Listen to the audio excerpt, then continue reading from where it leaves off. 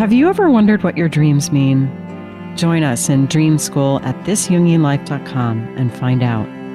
Jung wrote, "Dreams are a little hidden door in the innermost and most secret recesses of the soul." Dream School is a unique, self-paced online program you can start at any time that unlocks access to your inner world. Our 12-month program provides the support, knowledge, and guidance you need to reach within, decipher your personal dream code, and harness it to optimize your life. By enrolling, you'll join an affirming community of fellow travelers, each pursuing a unique quest. And it's fun. Join us on an adventure to wholeness and healing through understanding your dreams. Go to thisjungianlife.com and click on Dream School. You'll be taken to our secure checkout. Once you join, you'll get immediate access to our first 3 modules. You can get started right away. We look forward to seeing you there. Welcome to This Jungian Life. 3 good friends and Jungian analysts, Lisa Marciano, Deborah Stewart, and Joseph Lee, invite you to join them for an intimate and honest conversation that brings a psychological perspective to important issues of the day. I'm Lisa Marciano, and I'm a Jungian analyst in Philadelphia. I'm Joseph Lee, and I'm a Jungian analyst in Virginia Beach, Virginia. I'm Deborah Stewart, a Jungian analyst on Cape Cod.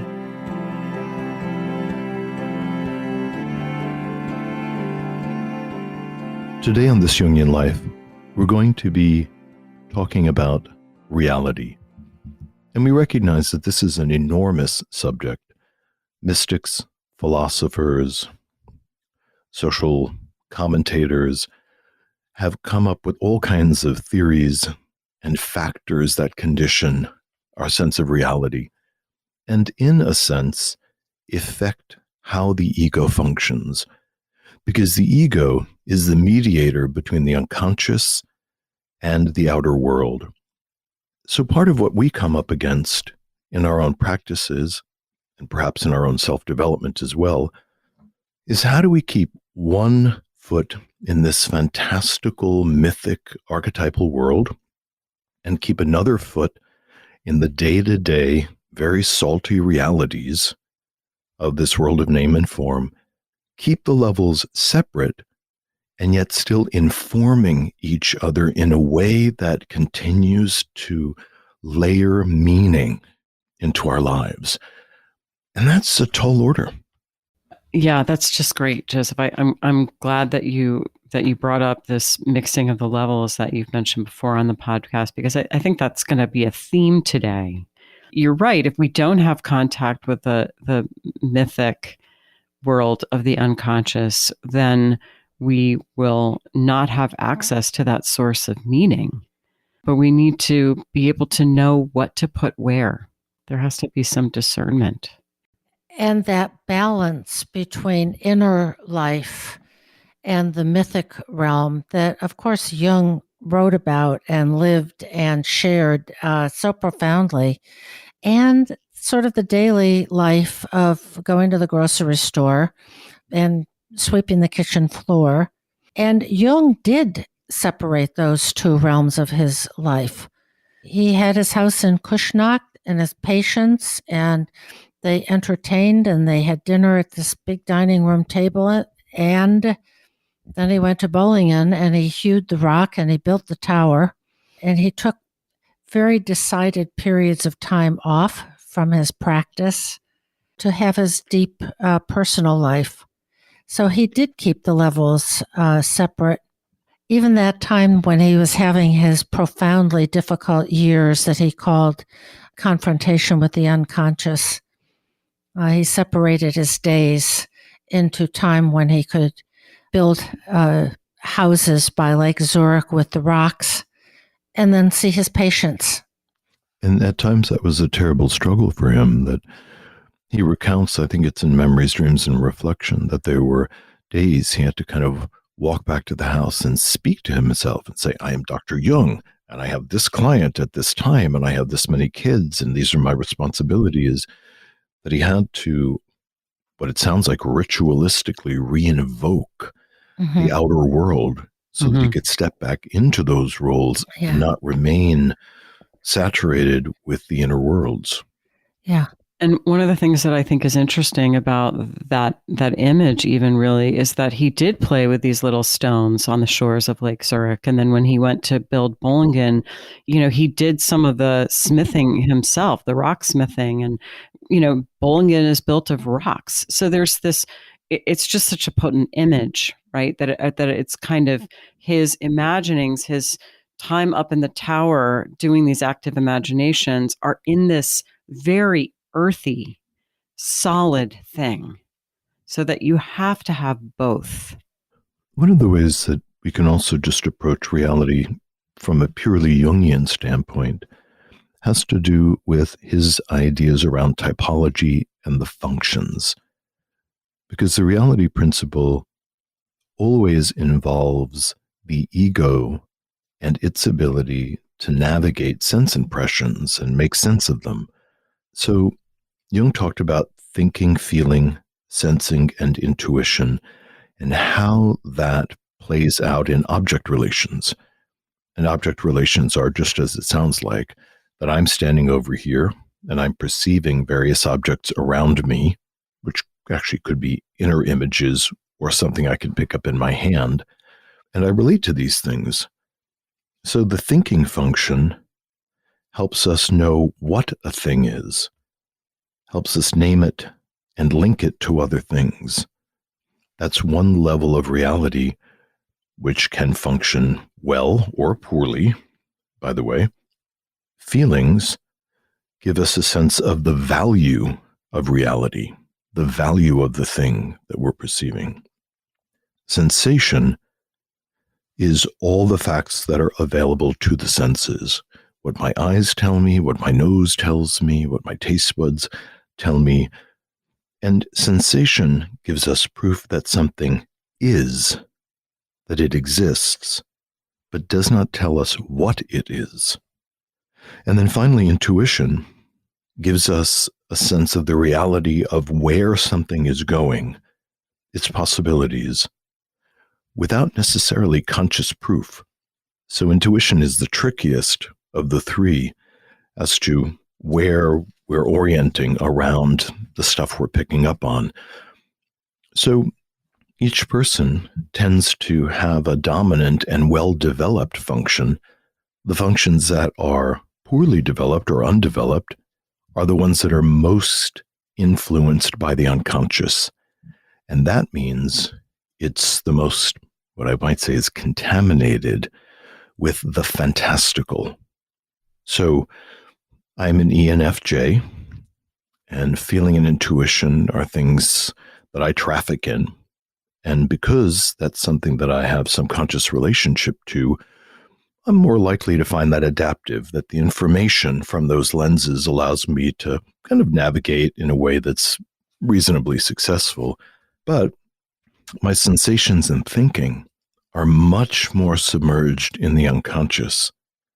And that means that my body sensations, which is rather odd, don't always correspond to something that's happening concretely in the room.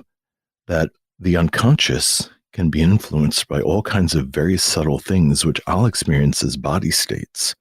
Similarly, because my thinking function is more in the unconscious, my thoughts are more saturated with complexes and fantasy material, and consequently, I am really motivated by fantastical philosophies and alchemical realities, and out of the corner of my eye, looking for the dragon in the vase. And, and I have to really keep one foot in reality to know that these are fantastical thinkings. People who are scientists and the thinking function is right out front, they tend to be much more concrete and in some ways perhaps more useful in their thinking function. That ties in so immediately and powerfully with this essay that Jung wrote called The Function of Religious Symbols, in which he talks about what a mistake it is to lock everything into a sensate sort of scientific, in quotes, box, and that if you can't see, hear, touch what's going on, then you discount it. But similarly, he says, if you just use intuition alone without grounding it in fact and science, you've made an error in the other direction. And he says, with intuitives, that usually when you ask people the reason for that kind of understanding, quote, they are unable to give an explanation. One can understand only when one has brought intuitions down to the safe basis of real knowledge of the facts and their logical connections. So getting those two parts of the psyche and one's own typological functional preferences to go back and forth and really have it out with one another is quite a life task. And another way of thinking about this, and Joseph, you mentioned it earlier, is that reality, dealing with reality, recognizing reality, adapting to reality is really an ego function. And Jung was really clear that the purpose of the ego is to mediate between the individual and the outside world, but also to mediate between the individual consciousness and the inner world. So the ego all the time is dealing with input from the outer world. I got the water bill for this month or whatever, and the inner world. I had an upsetting dream last night, or I'm in a funny mood that I don't understand. And so we really need a strong ego to be able to manage the inner reality and the outer reality, and to mediate sometimes between them. Joseph, you had that wonderful phrase about sort of layering the outer world with meaning, that comes from being able to have a relationship with the inner world. It also comes from being able to keep those two things distinct. Right. Saying something is meaningful is different from claiming that the outer reality has just been magically reshaped. Mm-hmm. And this is just a gentle statement of it feels like, or it feels as if. Mm-hmm.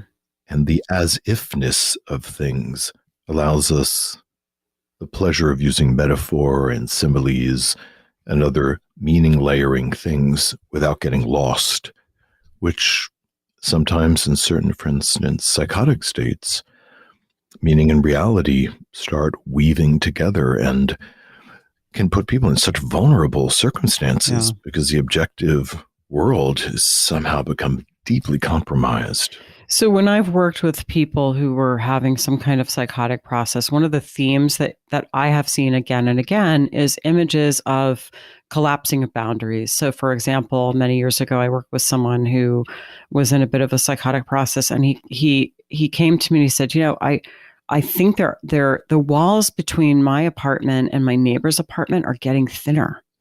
And I just know that they can hear everything I'm saying. So it was like, it was presenting itself literally that these barriers that needed to be there were coming down. And that's that barrier between the inner and the outer worlds. And so that there's this unhelpful admixture between the two. But I'm thinking too about the beliefs and the values and sort of a psychic orientation in a way that we all have to the world. And I'll make a humorous analogy. I mean, Charlie Brown believed in the Great Pumpkin and that the Great Pumpkin was going to come along, and it's a cartoon and all of that. But by extension, there are people who have very, very passionate beliefs about all kinds of things, and it doesn't get translated. Yeah. The walls get thin for, I think, all of us in some areas. Right. Well, Deb, I need to correct you because it was actually Linus. Oh, excuse me. Who was a fan of the Great Linus. Pumpkin. Okay. But Deb, I think you're bringing up a good point. We can talk about sort of when do we lose touch with reality? And certainly psychosis is an extreme example, but all of us have other ways that we might lose touch with reality. I mean, I'm thinking about cognitive distortions and cognitive distortions. You can find a whole list of them online. And there are ways that our perception of reality is altered for one reason or another. I'll give you an example. One is emotional reasoning. And emotional reasoning is because we feel a certain way, we assume that what we think about this thing is true. So, for example, if I'm really, really angry, let's say because I got a poor grade on a test, then we think the teacher's been unfair. And it might be true the teacher's been unfair. It also might not be. But in that moment, we just sort of accept our feeling about something as fact. And I think this happens in the collective all the time, that we become very upset about something going on in the culture. And before we really think, well, wait a minute, is what I'm thinking about this accurate? We make a judgment call based on a strong feeling about it. And it's a lot of work to transfer from a deeply felt emotional state over to the thinking function and do a fact check. Now, wait a minute. Did this really happen?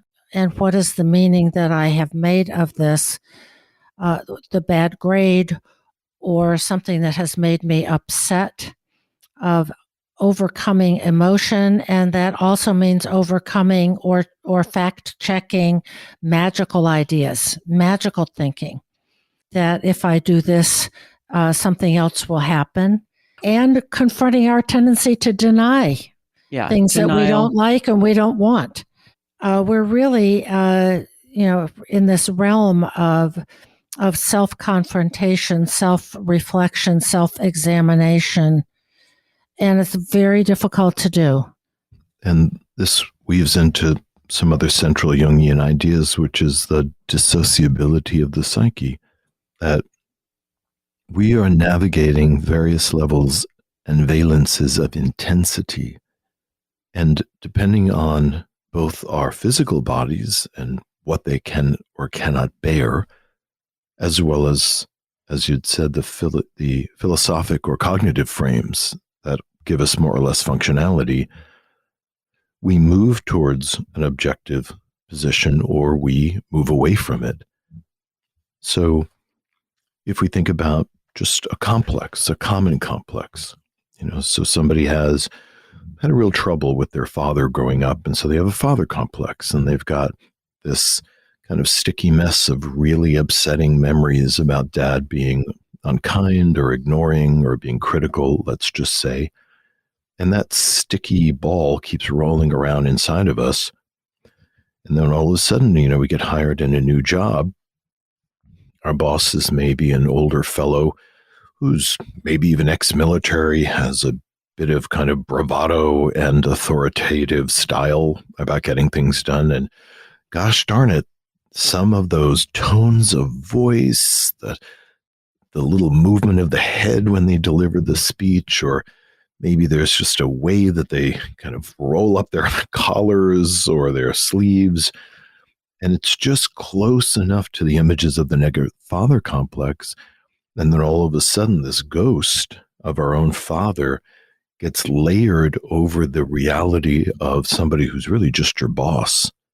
And we find ourselves transported into states of feeling and prompted to act in various ways that are not based on the reality of the relationship in front of us. And in those moments, of course, we're suffering because many of our complexes are quite painful.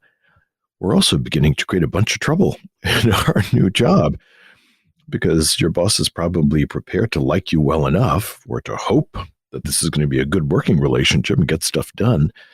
And all of a sudden we're feeling sullen and avoidant and grumbling under our breath. And there's really no rational basis for it. And yet we're caught in non-reality in the moment.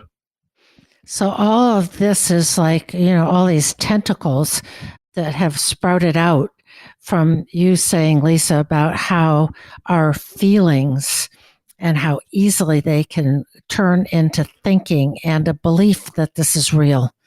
We've got projection and complexes, the dissociability of the psyche, our memories from parental experiences and more. Whoa, it really makes this business of sussing out reality pretty complicated. There's another way to look at this too. I'm thinking of that great quote by Philip K. Dick, the science fiction writer. He said, "Reality is that which, when you stop believing in it, doesn't go away." And I think sometimes we can really, really believe that something's true because we really want to believe it. Maybe that's that kind of magical thinking. And it may be a really inconvenient thing to have to grapple with. We might not want to acknowledge that the world is warming, but all of the scientific literature says this is happening and it's human made. So we can convince ourselves otherwise because we really want to believe that that's true, but then we're confronted with the overwhelming facts. Another example, actually, and this is a little controversial, but there's a question about gender roles in terms of career choices. And typically, more women go into lower paid helping professions like teachers or nursing, and men tend to go into higher paid professions such as engineering. And there's been a hypothesis that this is because of sexism or differential teaching practices or what girls are encouraged to do. That seems like a common sense thing to believe.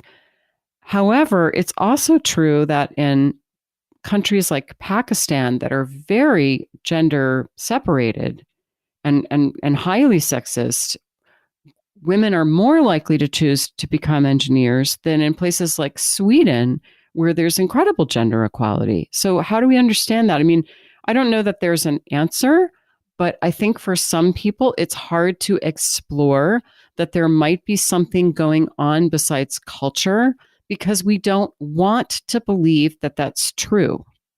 It also lifts up that process of a priori reasoning, of we make meaning and we make sense out of things all the time by something that seems pretty logical, that it's cultural influences and so on and so forth that create gender biases around careers. And that's why more men than women go into science. But that is not enough to establish fact and reality.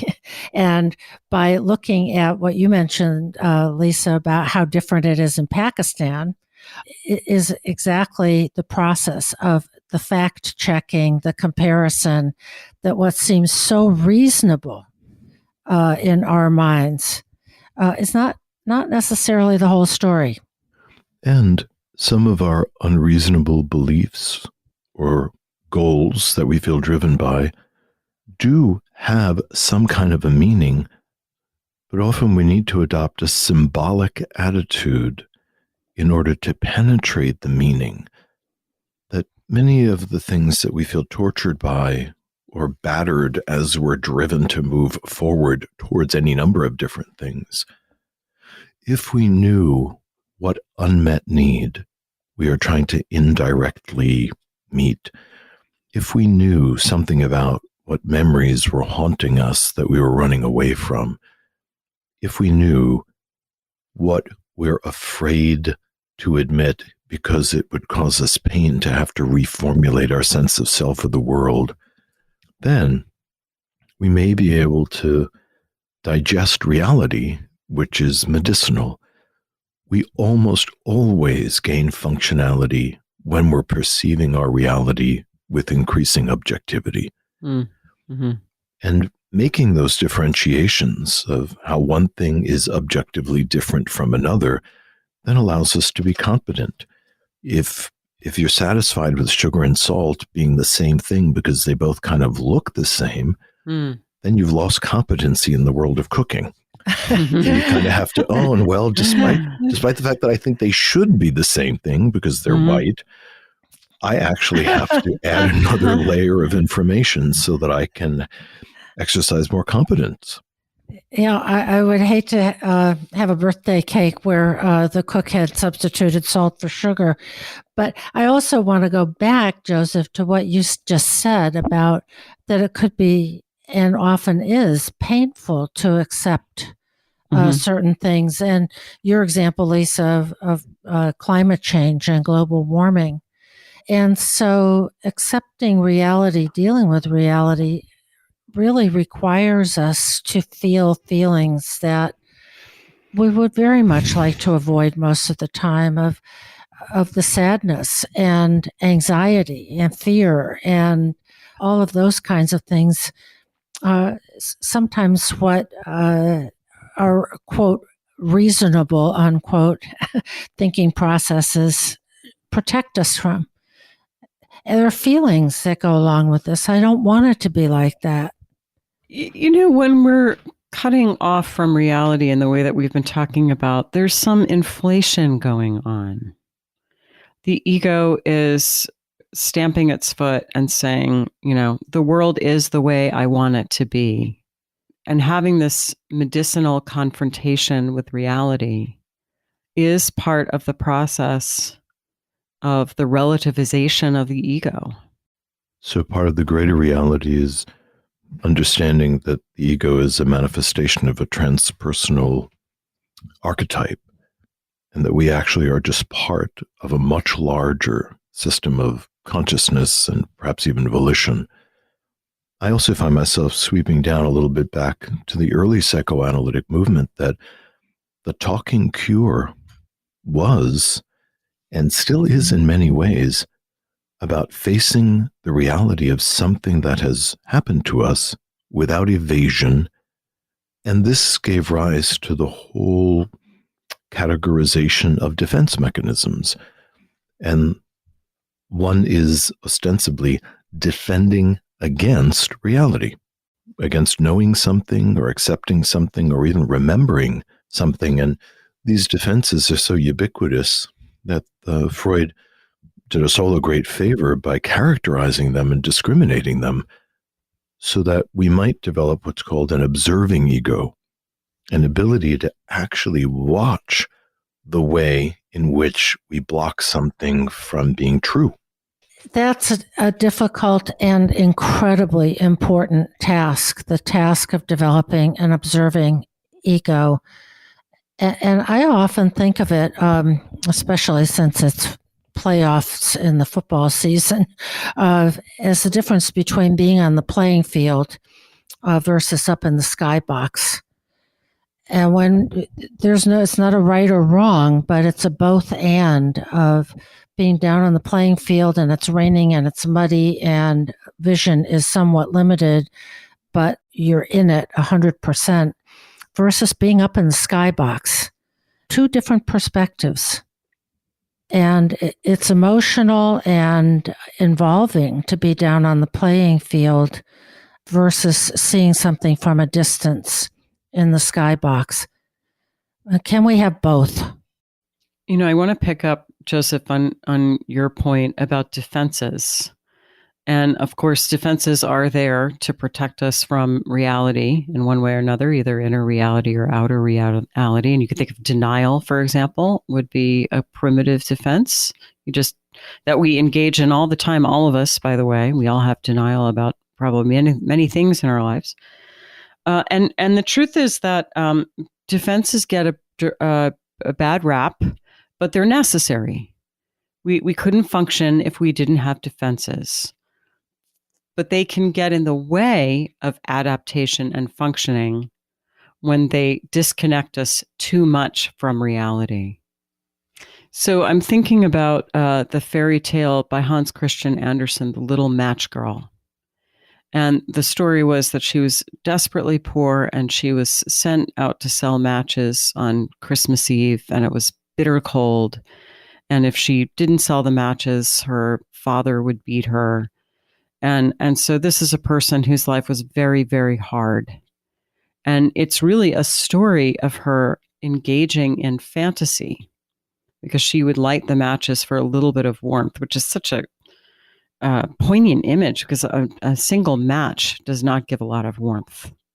But she would light the matches for warmth. And as she lit them, she would have these beautiful fantasies of rich things to eat and being part of a worm family and presents under the Christmas tree, and she would continually light these matches, which is a real image of psychic impoverishment too, because each time she lit a match, she got to partake in this beautiful fantasy, but that was another potential source of money that was extinguished. So, and eventually, I believe the story ends with her freezing to death. And it may be that if we're really and truly in a position like the little match girl, where there's kind of no way out, fantasy might serve to protect us and make things a little bit more bearable. I'm thinking of the film Life is Beautiful, which is all about shoring up a fantasy in the face of just horrifying reality, if you remember that film. And that can be adaptive. I mean, I think the film shows that fantasy like that can absolutely have an adaptive function. But if our life is not quite as grim as either the little boy in Roberto Benigni's movie or as the little match girl, it would be better if we woke up and said, wow, it's really cold out. I better see if I can find a warm place. Otherwise, I'm going to get frostbite. Yes, I think that retreating into a fantastical world as a last resort, as a place to lock consciousness into a safe place because atrocious things are happening to the body often, is a way to cope, at least to cope psychologically, so that we're not just in agony all the time. Lisa, I appreciate that you were beginning to list some of the defenses. Many of our listeners probably know them, but repression is where there is some kind of a disturbing or threatening thought, and the ego finds some way to prevent that from becoming conscious. That was one of the first things that Freud was really interested in as much as the child had to repress their aggressive hatred for their same-sex parent as they're trying to murderously compete for control of the opposite-sex parent or the attractive parent. And then we make all kinds of repressive things happen. When I say we, Freud thought that the ego had its own unconscious side, that the ego actually repressed material that it did not want to have to face. Jung actually characterized things a little bit differently. He felt that the ego itself was the seed of consciousness and awareness, and the entity of awareness could not work against itself. And so Jung actually imagined that other factors in the psyche would energize and interfere with the ego functioning. But coming back just to the basic Freudian defenses, so we have repression, denial, as Lisa had said. For instance, a smoker just refuses to admit to themselves that smoking is bad for their health.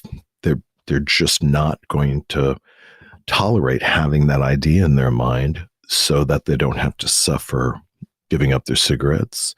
We talk about projection all the time, which is attributing our own unacceptable thoughts, feelings, motives to another person so that they're the one that has my problem. I can, in some sense, talk about categorically what the problem is, but I don't have to assign it to myself and kind of hurt my own self-esteem. Displacement is satisfying an impulse with a substitute object. So, I don't know, something happens at work, or your boss yells at you, and you come home and you find yourself scolding your parakeet. Regression is this impulse to move back to an earlier state of psychological functioning when we're under stress. We see this most obviously with kids who all of a sudden you'll have a 9-year-old that, gets in trouble at school and you see them sucking their thumb when they're watching a cartoon and they're trying to cope with something by going backwards. And then the last one is sublimation, which is often considered the most helpful of all of the defenses, where we satisfy an impulse with a substitute. So for instance, taking all of our cultural aggression and channeling that into sports, because we'd rather not have a civil war. So then we have these massive rituals of the Olympics and NFL games and all these other things. And vicariously, we're kind of rocking and socking things around so that the culture doesn't have to bear the full brunt of our kind of natural violence. So there's many nuances around that, and we will probably do our own podcast on it. But I list them just so that we can appreciate the struggle that the ego has to really put its hands on reality and the multiple ways in which we resist that for all kinds of reasons, I suppose. I think I want to throw another reason in there that's occurring to me. And that has to do with something we've talked about on the podcast before, which is the religious function of the psyche. Jung believed that there is an instinct to relate to the transcendent, and he listed it along with other instincts, just like hunger. So we're wired, we're created to have a relationship with something transcendent. And in previous centuries or in some cultures, we have this need met through this culturally sanctioned, well-developed religion. But increasingly in our world, more and more people are not involved with big, well-developed traditional religions. But that leaves that need unmet. And then it can go out into the world and get caught on any number of things. So I'm thinking about the term sacred cow. And we all may have particular beliefs that cannot be questioned, that they are ideas or values that are very important to us, and we cannot allow ourselves to imagine that there might be another side or that we could possibly be wrong.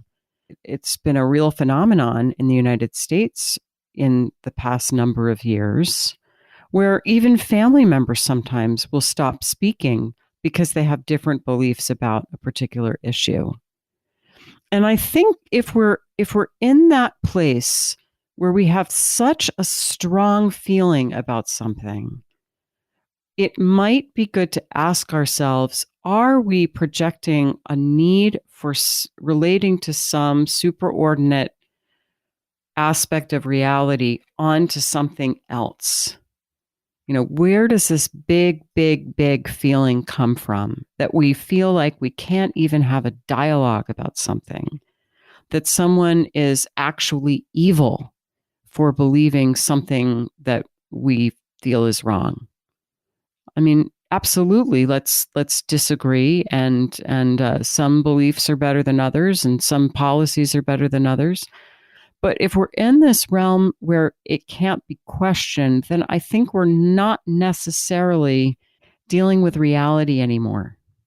I think that is really particularly cogent and relevant in today's world. And, Jung says that when society is functioning well, that there are generally agreed upon conventions, beliefs, social codes and values and all of that kind of thing. And that when things fragment, it's a sign of, the collective is not functioning especially well. But this all goes into the realm of what is a socially constructed and generally agreed upon set of realities. And there have been societies, including our own, that have had one overriding kind of religious umbrella, let's call it a Christian society. There are societies that are Muslim. There are societies that are generally Buddhist or Hindu. And they give people a common framework and that connection you were talking about, Lisa, of the connection to the transcendent. That is, according to Jung, one of our 5 instincts. Imagine there are only 5 instincts, and the religious function is one of them. It's pretty major. And we're at a place now where there are so many different points of view that veer, our beliefs that we don't have a commonly held social reality at this point in this country. And so this poverty of religious symbols, which hold various valences of libido and also help the ego navigate in this world of very, very intense feeling, which can occasionally be overwhelming, that without that, how are people managing? One of the things that I think we see, which on one level is pretty fascinating, is how moderns are creating religions. And by that I mean that political agendas suddenly take on religious valences, and that whether or not we wear a map, let me try that again, Paul. Whether or not we wear a mask has now become an almost religious symbol in its intensity.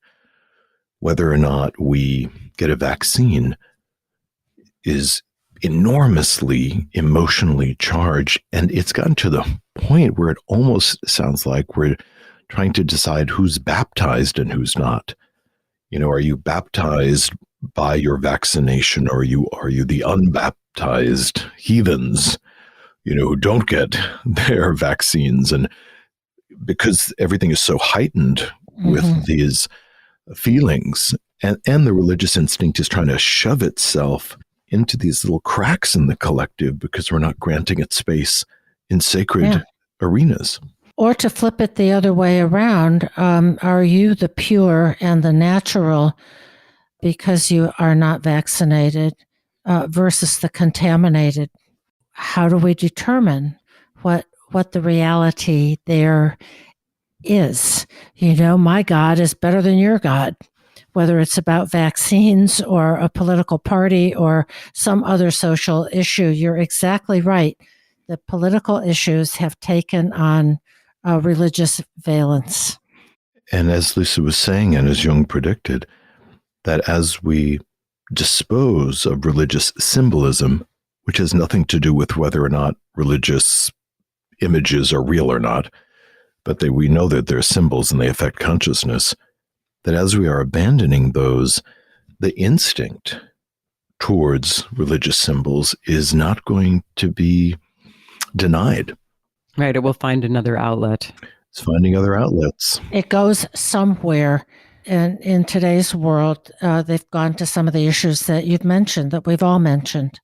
So one of the pieces of medicine around this is for people to begin to do dream work, by the way, so that they can begin to appreciate these beautiful self-generated symbols, some of which are exalting and moving in much the same way that perhaps religious symbolism is, and to be able to take an interest in that internal world has the potential to right the relationship between the ego and the self. And that can give us the resilience that we need in waking consciousness to let go of some of the defenses that we have relied on because we thought we couldn't tolerate reality. So the self helps us tolerate reality, and therefore at least gives us the opportunity to become increasingly adaptive. I think I just want to really highlight what you said about dreams and going into our internal world. Jung says symbols, these kinds of beliefs, passions, feelings, they take place out there in the collective, and they take place in our internal world. So we see them in mythologies and religions out there, but it is exactly the same process inside, in the unconscious, in our dreaming life. And that this happens to us is simply part of the human psyche. And if we can go into our own internal world, where these things happen to us every single night in our dreams, and reflect on them, it can ground us in our own internal reality, especially if we can work with dreams and then do what I said earlier from Jung about then translate it into consciousness, extract the meaning from your own symbol system and bring it into awareness. It's available. You're here, we're here every night, and that our personal world affects the macro and our conscious life if we can knit those two elements together. Before we transition into a dream, I'd like to remind our listeners that our dream school is up and running, that we've created a really rich community of people who are interacting from all over the world, sharing their dreams, discovering ways in which they can plumb the depths of meaning in their dreams and support each other in doing the same. Dream School is a place where you can learn a lot of Jung's ideas in a very pragmatic and practical way. We've worked very hard to try to make this both accessible and inspiring. So, if you haven't taken a look, I hope you'll go to thisjungianlife.com, click on Dream School, and poke around, see what you think. That's great. Okay, I'm glad you like it. So let's move on to the dream. Okay. Hey, Lisa, what's been going on about your book? Well, as you know, my book, Motherhood, Facing and Finding Yourself, was published in May of 2021 by Sounds True. And since it's been published, I've been feeling most excited and grateful reading the reviews for the book on Amazon and Goodreads. It makes me realize that this journey, which began as a challenging personal inquiry for me, has become a real healing force for many. Motherhood won the Parenting and Family category of the Best Book Awards this year through the American Book Fest, which has been exciting too. But what really feels nourishing to me as an author is hearing what's happening on the ground in people's hearts. And so many people have written to me in email or on social media and let me know how much the book has meant to them. And there's just nothing more gratifying than that, than to hear that the book has meant so much to so many people. So Motherhood is available wherever books are sold in paperback, ebook, and audio formats. And I hope everyone who's meant to dive into the well of its lessons can do so. And I so appreciate hearing from people what they think of it. So keep the emails and the letters and the comments coming. They mean a lot to me. There's also a free course that's related to the book and a book excerpt on my author website, which is lisamarciano.com. And I encourage all of our listeners to check it out. So thank you for asking, Joseph. I'm just so happy for you. And it's such a lovely, lovely book, both deep and accessible, about the inner journey around being a mother. It's never been written about. It hasn't been out there. And it's getting such an enthusiastic, heartfelt reception. It's wonderful. Yeah, I would love it if listeners who've read the book could write a review on Amazon, because although there are many wonderful ones there, more is always better. So thanks in advance for that. You've really incarnated something that was in the ethers, but needed to be pulled down, needed to be shaped in words, and needed to be made accessible. Mm-hmm. And the proof in the pudding is that it's beginning to have a kind of life of its own in the collective. Yes. And that speaks a lot to the timeliness of this. Yeah, I think you're right, Joseph. The analogy to a baby is just too rich and too good and too multifaceted to be missed. It's having a life of its own, which is just what we want. That's right.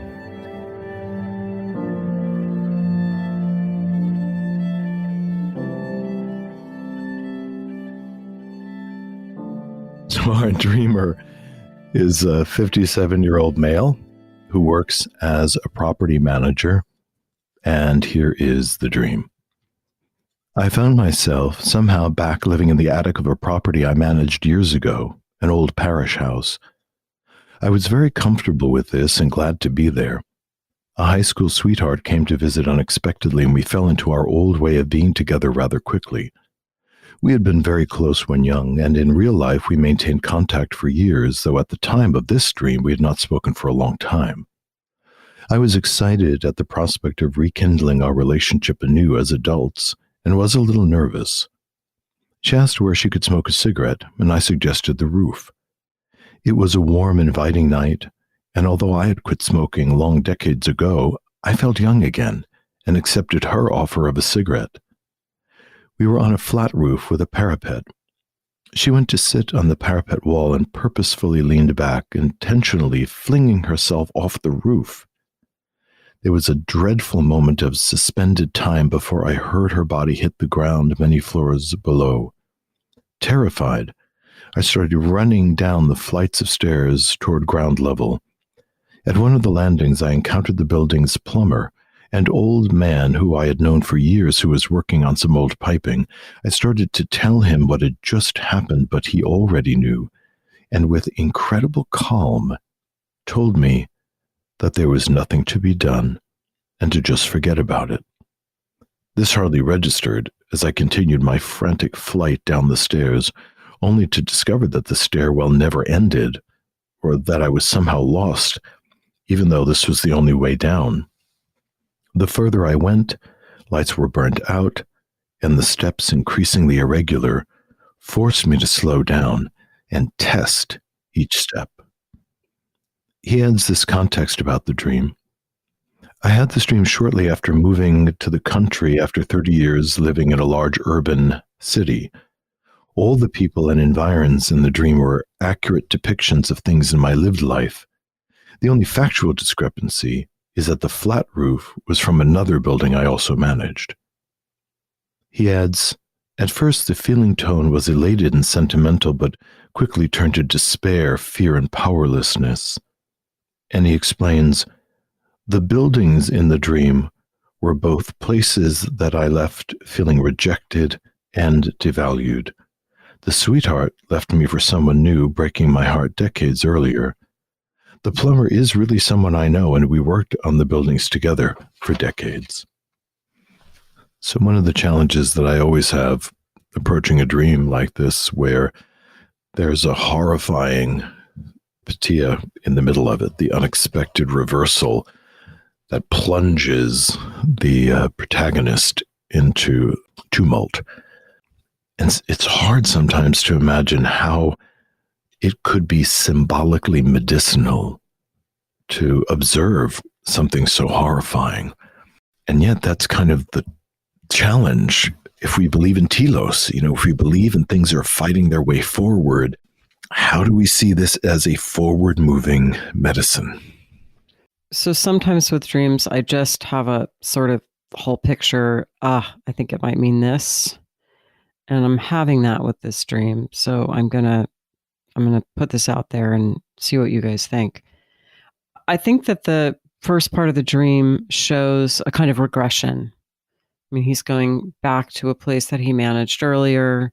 He's going back to this high school girlfriend. He's going back to being a smoker. He's actually young again. And it seems really nice and lovely. But then the sweetheart, the anima, kind of sacrifices herself. She does it on purpose, it seems. We think about it as a kind of necessary sacrifice. Sometimes when we're faced with a new stage of development, aging perhaps, we don't want to have to face that. And so we kind of guard against it, and maybe we perhaps convince ourselves that we're still youthful. But that attitude, that regressive attitude, has to be sacrificed in order for there to be growth. It's interesting that the two movements in the dream are down. So she falls down, she plummets, and he goes down and down and down these stairs. Yeah. So I noticed that he's 56. And the interesting thing is that this would be exactly the age of one's second Saturn return. So that he is perhaps entering into a deep psychological process that often can be experienced. I mean, the feeling sense of it is often of a depression. And I think this image of him going down and down and down the stairs, and the stairs are, I just want to go back to the text here for a second. It's the lights are burning out and the steps are increasingly irregular. So he has to slow down. Yeah. There's a sense of this is unknown territory. It's deep in the psychic depths where maybe he hasn't been before. He hasn't been in a long time. That the light bulbs haven't been changed. Yeah. And of course, I'm seeing the plumber as kind of a self figure. Yes. Who just kind of calmly says, like, this is what has to be. Yeah. This dream is very parallel to a dream that Jung had when he was going through a big life change. And it's a very famous dream amongst Jungians. And he says, I was in a house I didn't know, and it was his house. He found himself in the upper story, and the salon was furnished with pictures and precious old paintings. And then it occurs to him, well, he didn't know what the lower floor looked like. So down he goes, and he reaches the ground floor. Everything there is much older, and it all dates from 15th or 16th century. The furnishings were medieval and was rather dark. And then he goes, oh, I should really explore the whole house. Comes on a heavy door and a stone stairway that led down into the cellar. And there he finds a beautifully vaulted room, which looks very ancient, and brick. And he sees that it dates from Roman times. Now he's really interested. And then he sees a stone slab in the floor that has a ring that he can pull. And so he lifts the slab and goes down more narrow stone stairs, and thick dust is on the floor, scattered bones, broken pottery, and 2 human skulls, and he awakens. This dreamer's dream reminded me of that, of the descent into psyche, into the depths. He's at that critical age that you mentioned. He also has just moved to the country after 30 years, so he's experienced a geographic relocation. And what do plumbers do? Well, they work in all those pipes and conduits of our muck and flow of water, but also essential life energy. Well, we also have the word plumb. Mm-hmm. We plumb the depths. And plumber comes from the Latin word for lead, which is the prima materia in the alchemical process. I was thinking of that Orpheus dynamic, in as much as Eurydice is kind of shockingly taken from his life, and then Orpheus kind of plunges down and down and down in the effort to try to find her or retrieve her from Hades. And while that's not explicitly stated in the dream, it does have that feeling of going down in almost a mythic way. And the further he goes down into the underworld, the more putrefaction there is, the more the stairs start rotting away. So the atmosphere of the dead is constellating, at least in my imagination, as I track him going down. If we were to think about the myth of Orpheus, without going into too much detail, he finds himself going into the underworld. He takes his musical instruments and he charms Cerberus and charms Hades. And finally, after some enormous amount of labor, is able to convince Hades and Persephone to let Eurydice follow him to the upper world, but he can't look back. And if he does, all bets are off.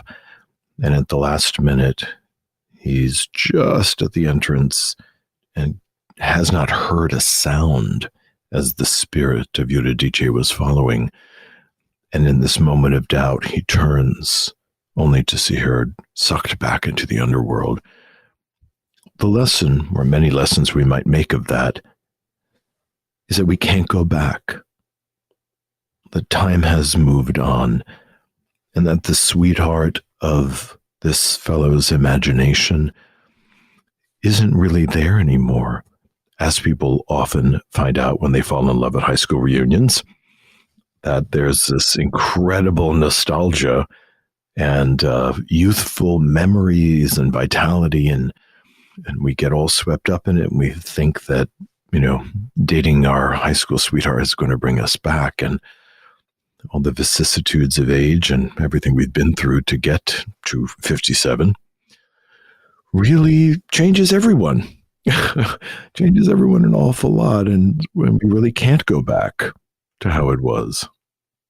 I am picking up on that and another point, but the first one is someone that I knew in a work setting a long, long time ago, did that exact thing of going to a high school reunion and came back absolutely sort of transformed and brought back some of the food from the high school reunion. There were some cookies, and they were his talismans, his souvenirs, and couldn't get over exclaiming that he had danced with cheerleaders. And so here was this regression to when he was in high school and hadn't been, he thought, able to dance with cheerleaders or worthy of dancing with cheerleaders. And he was so enthused about all of this. And then he left his wife. Oh. And it's an interesting illustration, perhaps, of what this kind of re-entering a younger phase of life and living in a high school fantasy, could set off if taken too literally. The other is, and I'm stepping into a new area here, is the plumber as an image of the self, which we touched on before, but I think it's really worth going back to. That the plumber sounds like, he's really just sort of cavalier, says with incredible calm, says the plumber, there's nothing to be done about it and just forget it. It sounds like it's dismissive, but it may also be where the dream is going, as you mentioned, Lisa, the telos. Move on. Well, it's interesting because this dream was literally just on the top of the pile this morning when I went to pull a dream off, but I'm thinking how well it maps onto our topic today. Because I think maybe, or what we're imagining the dream is saying, is that there's been perhaps a fantasy of being able to go back. But in fact, the plumber is saying, you can't go back. You have to accept what happened and move forward, and that is going to require a descent. When I think about the intervention that the self orchestrates to block the way backwards, I'm also imagining, if I step into a more objective place, that the ego is being educated to accept the autonomy of other people and the ego's relative powerlessness. That the female figure lit a cigarette, sat there on the wall, and as he describes it, threw herself off the wall. The ego didn't do it. The conscious mind didn't do it. Other factors inside of us and outside of us simply can only be accepted because there's nothing we can do about it. And the plumber is offering that kind of Zen-like just so-ness, which I think, as you had said, could be a symbol of the self and could also be a progressed image of the ego who is able to navigate the underworld, fix the parts of himself that are leaky, and have a kind of quiet acceptance of the cost of life. And that ties in so much with our subject for today of reality, of accepting the things that cannot be changed. You've been listening to This Jungian Life. From our website, thisjungianlife.com, you can follow us on Twitter, like us on Facebook, help us produce future episodes by funding us through Patreon, and submit your dreams for possible interpretation on another episode. We'd like to thank our listener who shared a dream for today's show and hope you'll let us know what topics you'd enjoy hearing more about. Until next time, keep living this Jungian life.